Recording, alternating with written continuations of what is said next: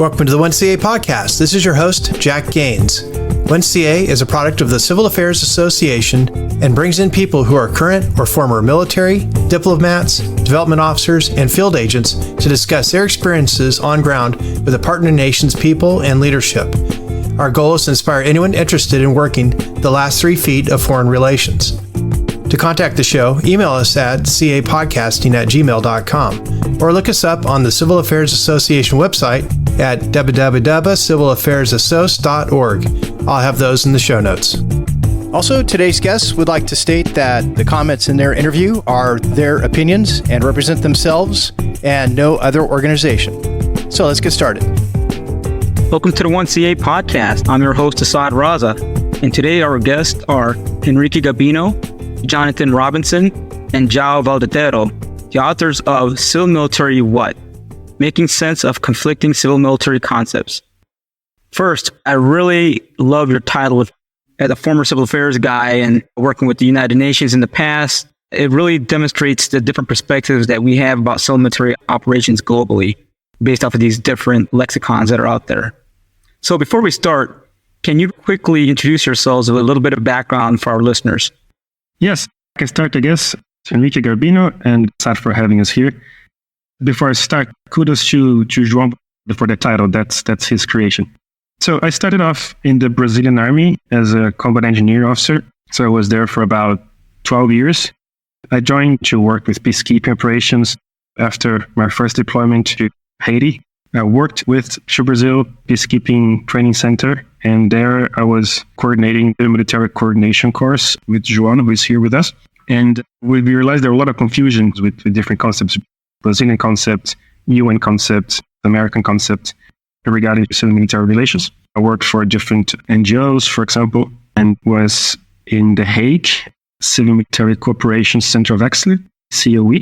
I also work with a comparison conceptual analysis between EU and NATO civil military concepts. That was when the CCOE became the department head for civil military cooperation for the EU as well. And now I'm at the Swedish Defense University, where I don't study civil military relations, but I'm working the use of landmines by non-state groups, landmines, IEDs, booby traps, things like that. Thank you. Who wants to go next, John or Joao? Yeah, I don't mind jumping in. Johnny Robinson, and I'm supporting the US Naval War College's Humanitarian Response Program, so a global fellow at Brown University's Center for Human Rights and Humanitarian Studies. For that, I spent almost a decade working in the Middle East for various humanitarian, conflict resolution, and private entities. We focused on aid worker security, systems for civil military coordination analysis for the Carter Center, Caritas Switzerland, the International NGO Safety Organization, amongst others. As you can tell from my accent, I'm not originally from the US, but I was born in the UK, but ended up in Rhode Island after marrying my wife. So yeah, and I got part of the project. And so, yeah, we've been on this journey together for a few years now. Hey, John, thank you. One question. You're talking about being a fellow at Brown University. Do you know Stanislava? Yes. Okay. Yeah, I know Stanis. Yeah. Oh, yes. Did an interview with her, I think last year on her book. Yeah, when Rambo meets the Red Cross kind of thing. Like, yeah, really, really good. Yeah, no, she's great. Yeah, it's great. Perfect, John. Thank you. Thanks, Azza, for having us. And my background's a little different from both of that. I'm still in the Army for the last 21 years. I'm a major engineer branch in the Brazilian Army. I've been working in peacekeeping issues for 10 years already. So I shared with Garbino, we were instructors back there in the Brazilian Peacekeeping Operations Center. Regarding civil affairs, I had 2 deployments in Haiti. One of them I was platoon commander, but dealt a lot with CEMEC inside the peacekeeping mission. And my second deployment was T3 of the Brazilian Engineering Company, and also had a lot of publics to attend to. I've also been deployed at Central African Republic. We literally set up the first CEMEC branch in the Central African Army. And that's it. This paper has been worked for a while already, and I guess it's almost ready to be published. Joao, thank you for coming on. It seems like you have a wealth of experience. So let's get into the topic here. So in your opinion, based on your research, how have the definitions or applications of civil military concepts varied among the different organizations like the United Nations, the European Union, and NATO. This is Henrique. To take a quick look at conceptual framework, like the concepts used by different organizations to organize the relationship between civilians and military actors, there is room for a lot of confusion. So I'm going to give you some examples so we can kind of visualize that more. For example, the U.S. Army Civil Affairs concept. It's a military capability that tries to achieve the military mission through action with civilian actors, right? The UN Civil Military Coordination, so the concept used by military UN peacekeepers, is a similar approach. NATO Civil Military Cooperation is also similar. So you have civil affairs, civil military cooperation, civil military coordination, 3 different terms that mean roughly the same thing. Of course, there are differences between them, but overall, they all mean the same military capability. And you can also have the same term that mean different things. For example, the UN mission has this civil military coordination for military peacekeepers, but they also have the UN humanitarian civil military coordination, which is a concept dedicated to promoting and preserving the humanitarian principles in the interaction between military and civilian humanitarian actors in crises and in emergencies. So it's a very different thing. The European Union also have the civil military coordination concept, so the same term, but it's about the coordination between the headquarters level military bodies and the civilian bodies in Brussels. So it's something completely different from the other 2 concepts. The same terms being used, meaning very different things. And then if you start digging deeper, you come up with different concepts that you don't really know in which basket you put them, like military-civil fusion, a concept being used in China at the moment. Civic military unions, a concept we found in Venezuela. So it's really hard for someone who is not really familiar with that organization in particular to really understand what that term really means. So it can get very confusing. And I think the irony here is that most of these civil military concepts, they have a shared understanding between civilians and military actors. The concepts cannot agree among themselves. So I think that's a bit ironic, and that's a gap we try to fill. And I think a lot of people are confused on the different concepts or the terminologies. I myself at times was a little confused. I had the opportunity to work in northeastern Syria, and we would coordinate the UN Civil Military Coordination Center that was in Jordan on humanitarian aid and trying to deconflict HA that was coming in from the UN into Syria, and some of our operations that not really having a good understanding could never got tied of what these organizations did at the time. So it was a bit confusing, but it was a British guy on the other end. So John, Yeah, no, it's interesting. I was on the other side, as it were, from you. So I came in from the humanitarian community. And so we also got confused as well by all the different terminologies and civil affairs versus SimCord versus CIMIC versus humanitarian military interaction. And so, yeah, it's a cool problem, right? I think it shows that it gets complex quite quickly when you have these multinational civilian military environments. Absolutely. So I know we talked about some of the challenges that we've experienced ourselves as practitioners on the ground. So is there any other challenges that you want to talk about that we might have missed? Maybe Joao about Brazilian in Haiti. But it's the same as Assad was saying. It was something that we used to do back in the old days, but we didn't call it civil affairs. We had been doing that for a while, and then when we deployed our first battalion to Haiti, the battalion commander was demanded, hey, send us your CIMIC officer to the meeting. And then I was like, what's CIMIC? We were dealing with local population, we were dealing with people in the Amazon forest, we were dealing with civil defense, but all different stuff. So when we arrived in Haiti and we were teaching in the peacekeeping center, we had a lot of students who just arrive and say, oh yeah, we have this civil social action the army would do to local population or dealing with local authorities. And when we started to study the UN CIMIC doctrine, it also developed through time after the mission in Haiti. Within the CIMIC doctrine, what we used to do as civil action, people were arriving in the mission in the beginning, and they were doing exactly the same that they were doing back home. But we were able in the end to highlight what CIMIC was for them. And they started to do the right stuff.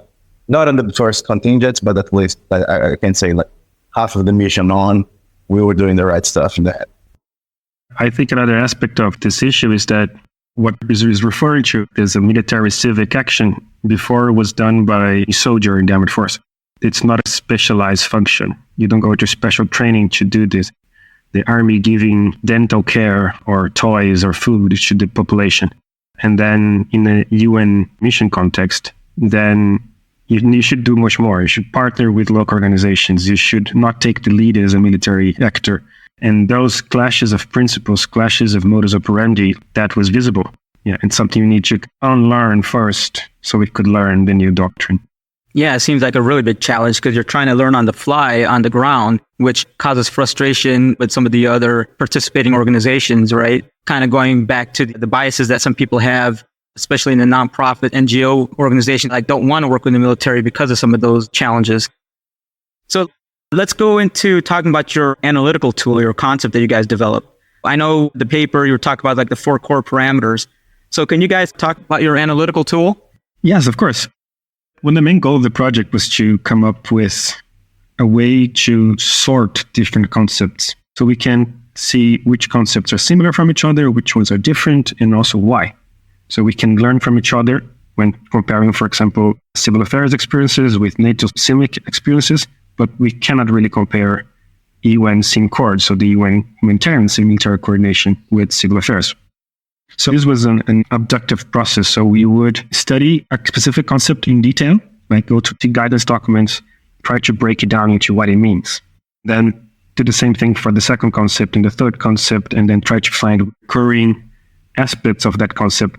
And we tried maybe 20 different parameters, but it boiled down to 4, which are the perspective that the concept takes, the scope of the relationship between civilians and military, the level of applicability, and the structure. So for the perspective, is it mainly a military concept? It's a concept that serves the military mission? Or is it a civilian concept, a concept that serves the work of civilian organizations? Or is it a joint concept that serves both in equal level? In terms of scope, to where the relationship between military and civilian actors are placed. For example, is it about internal coordination? For example, I mentioned the European Union concept of civil-military coordination, and that's an internal scope because it's about coordination within the EU, not between the EU and external actors. Other concepts are mainly external. So it's about, for example, the humanitarian organization dealing with military external actors. Some concepts are both internal and external. For example, if you take the UN civil-military coordination concept used by military peacekeepers, that has both an internal component, which is about facilitating the relationship between the UN military component within the mission with the civilian and police components of the same mission, and an external component, so between the UN military component and external civilian actors. In level of applicability, we chose the classical tactical operations strategic level. Some concepts are more in the doing aspects, more tactical. Others are more in the coordination, operational level, and others are more in setting goals, decision-making processes, the strategic level concepts.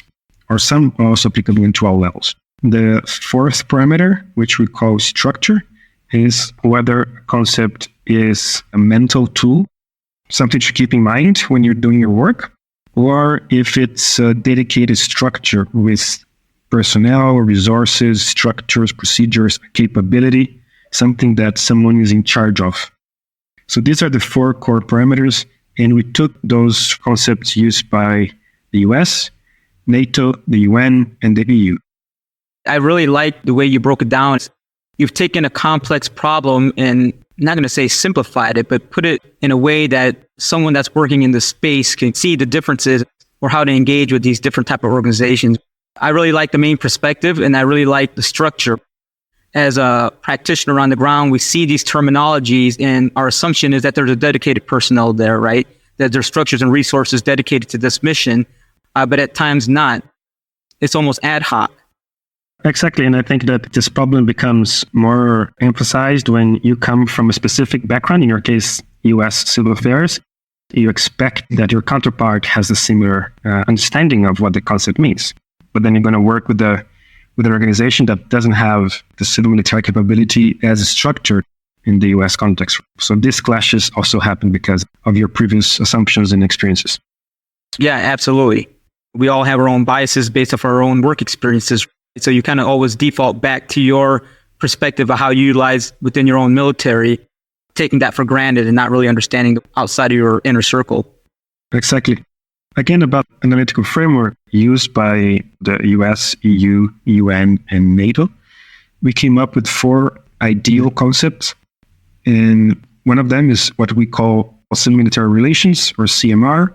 And that's mostly a strategic level principle, but it's mainly related to how relations should be conducted at a broader strategic level. So here we're talking about the relationship between the Minister of Defense and the President, for example, or the armed forces and society as a whole, things like that. And the second concept is civil-military interaction, which is also a non-dedicated function, so there's no one in charge of that, but it's the everyday interaction between military and civilian actors. The idea is that if you are deployed as a soldier or military actor in a crisis, if you are a cook, if you are a driver, if you are a planner, it doesn't matter, then you're going to interact with your counterpart somehow in a checkpoint or during a patrol, or when you go to the groceries, it doesn't matter. And then you have 2 concepts that are dedicated functions. One takes the military perspective, which we call CIMIC, Civil Military Cooperation. So then US civil affairs, according to our definition, it would fall into this archetype. And the humanitarian counterpart, which is the military coordination concept, or CMCORD, which is also, again, a dedicated function on the humanitarian side, facilitating interaction between humanitarian actors and the military. Sometimes it may just to share information and ensure that humanitarians are not in the same time and space as the military. And sometimes it can be more cooperative activities as necessary and as suitable for the region. So with these different concepts, we can categorize them like that. Thank you, Henrique. I really like your framework and the archetypes that you just mentioned right here. In your view, do you see NATO or the UN or someone implement it in their doctrines? I hope so, but I don't want to be too ambitious about it. I think that more than anything else, this could be used as a training and education tool. So one organization can make sense of their doctrine and how it relates to others. One important thing, like you're going to be deployed, you're going to find organization X, Y, and Z. So you can go there and at least get a initial idea how that organization will work and if they have a dedicated function. And also because of that, we put all the references.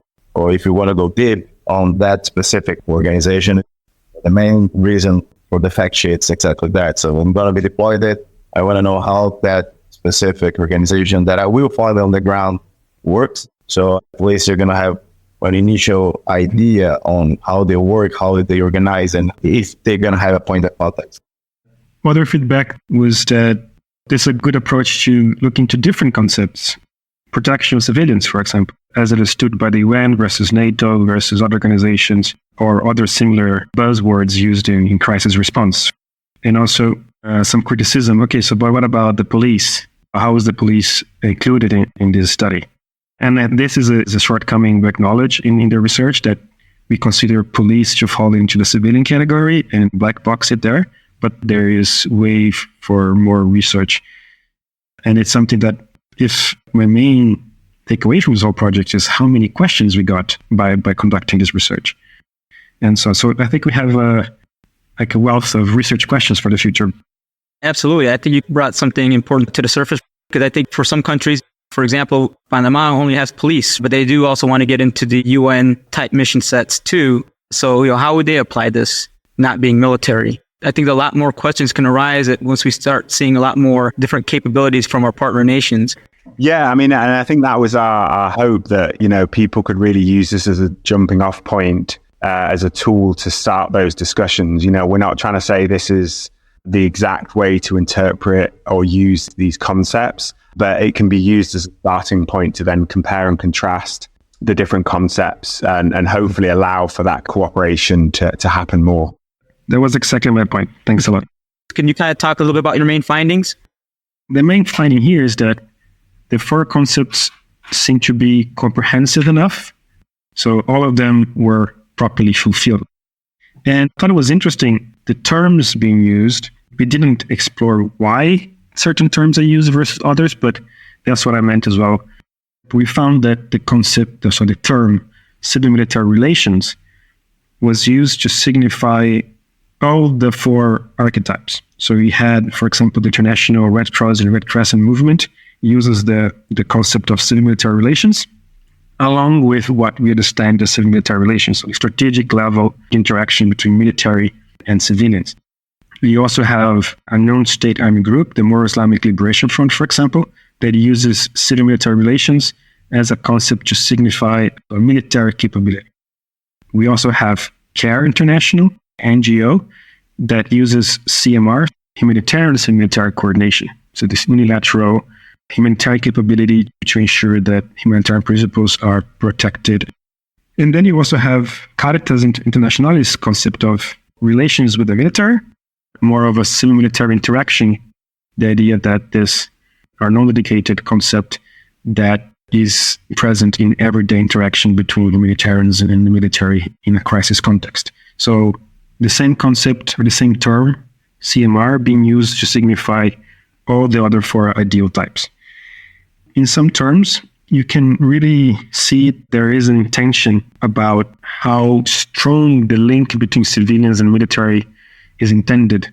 So, for example, you see military-civil fusion, and before that, civil-military integration, which is about capabilities supporting the military effort. So it's really about joining forces towards defense security goal. So you can see that terms used also signify how strong the links between the two sides of the relationship. Some concepts are a bit more into the extreme, which start to be a bit more neutral, like civil-military affairs, civil-military interaction, coordination, and others are a bit more into doing action, civil-military cooperation, civil-military collaboration, civil-military engagement.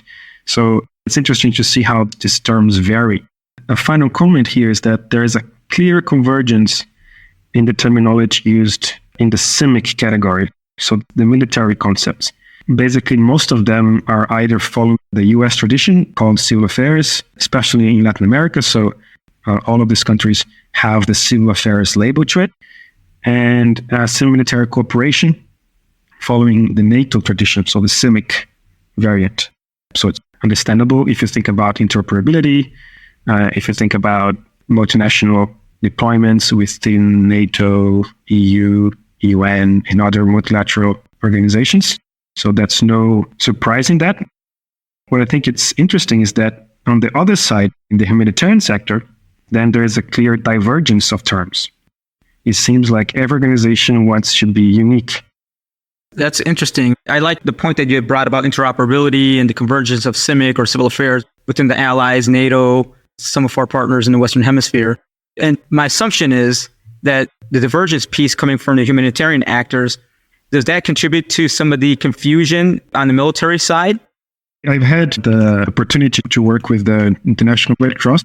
It's an organization that does not have humanitarian military interaction nowadays, and before civil military coordination, they are unique. They are their own thing, which is interesting and also makes sense from a humanitarian perspective to try to keep their neutrality as much as possible.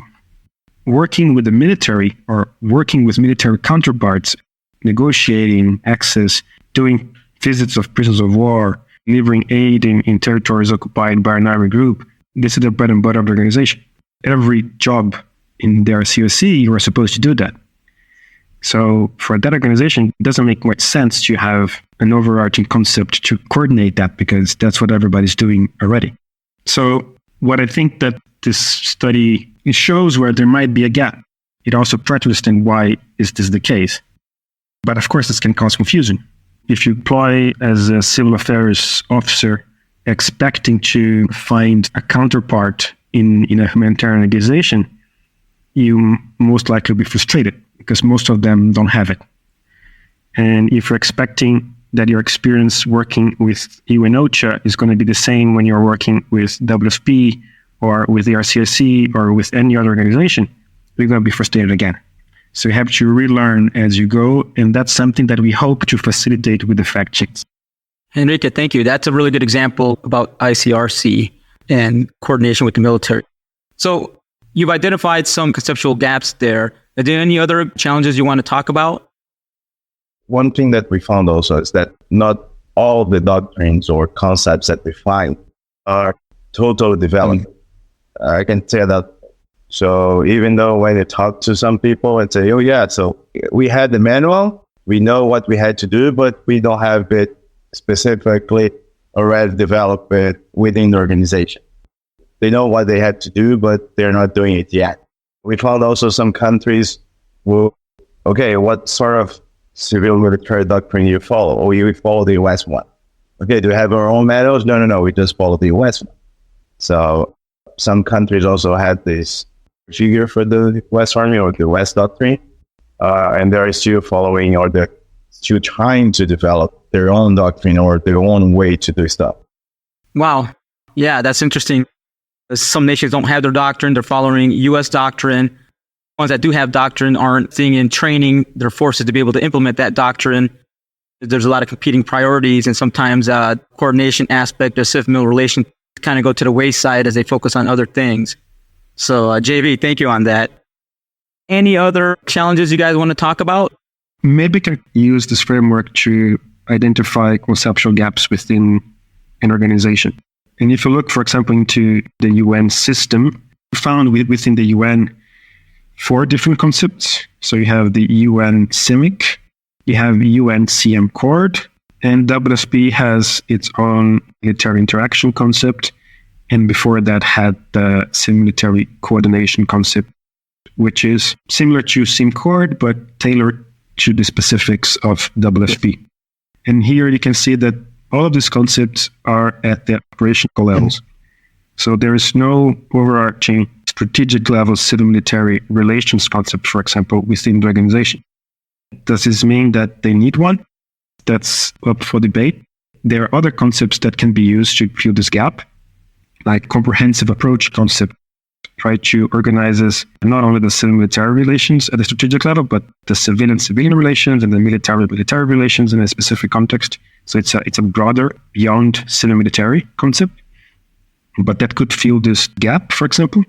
We also saw the UN doesn't have a civil military interaction concept that aims at facilitating the everyday interaction between civilians and military, even though they are not specialized. The relationship between a UN peacekeeper and a civilian UN staff. This concept doesn't exist in the UN. But also think of NATO. It would be interesting to apply our framework to all CIMIC-related concepts of NATO members and see how they match with the NATO standards. Or when one specific organization is deploying into a multinational organization, let's say Brazil deploying to a peacekeeping mission. How does the Brazilian concept matches or differs from the UN concept? And that you can identify and foresee some challenges in how that member organization is going to adapt to the concept. Here we can foresee some practical challenges. For example, if a U.S. civil affairs officer who is used to receive strategic level guidance on their business, they deploy to UN peacekeeping mission, then UN CIMIC, which is the equivalent of civil affairs, there is no presence at the strategic level. So they have no specific guidance from a strategic level on that matter. So they have to sort it out themselves at the operational level. This is just some examples that how our framework can be useful for this type of analysis as well. Makes perfect sense. People conducting their analysis to see how they're going to engage the different type of concepts that are out there. They're going to engage with their partners. For academics, operationally flowing to an area to identify some of the challenges on the ground. I think it's a really good tool. So in the future, how do you envision this tool being utilized across the different organizations? Yeah, I don't mind taking this upon this throughout that probability. I think it's a really valuable tool to highlight the differences, similarities, and that can build relations, right? If similar ways of approaching certain problems or challenges within those civil military concepts. I see value. I think it's also interesting discussion to have at looking at the difference between the humanitarian community and how they've approached largely on the operational and tactical level to civil military interaction, coordination, cooperation, whatever you want to call it. Whereas on the military side, it's more of a top-down, strategic, operational, tactical. And I think kind of, where that can meet in the middle is where great coordination and cooperation can happen. In terms of future direction, I'd love to take the project and look at the civil military training opportunities around the world from different entities, civilian and military, to also understand that ecosystem. Because I think that also has value if there's redundancy or location of efforts or complementary efforts in places. I think that would be great, particularly for the humanitarian civilian community. Often don't have such a good perspective of what training opportunities there are out there. It's also good to highlight that the fact sheets are made by us. We read the concept, we read the doctrine, and we came up with the fact sheets. So the fact sheets don't apply the organization. So our interpretation of specific concept would be a good tool for someone who is going to be deployed, for someone who wants to study a little bit more specific about that country or that concept itself. Definitely. And organizations use these concepts in a consistent way. If we expand the research or the framework and start looking into how the media or even academia uses concept, it's often that in one paper, the author wants to come up with a concept that is really specific to what they're studying on that particular publication. And then they come up with something different. If you expand in academia, then the number of concepts would skyrocket. That's for sure. So there's much less consistency there. When we strive for specificity, we also lose the shared language relationship between civilians and military actors. And I think that's the greatest irony.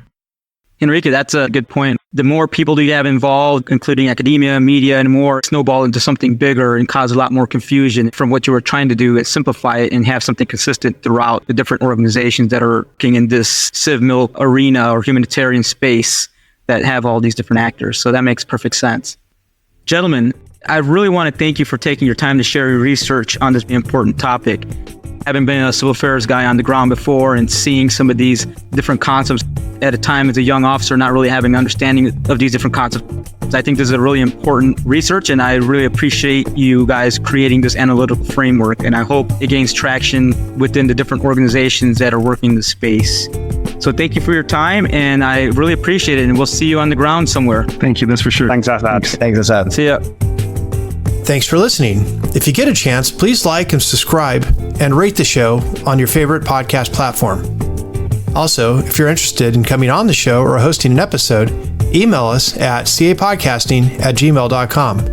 And now, most importantly, to those currently out in the field, working with a partner nation's people or leadership to forward U.S. relations, thank you all for what you're doing. This is Jack, your host. Stay tuned for more great episodes. 1CA Podcast.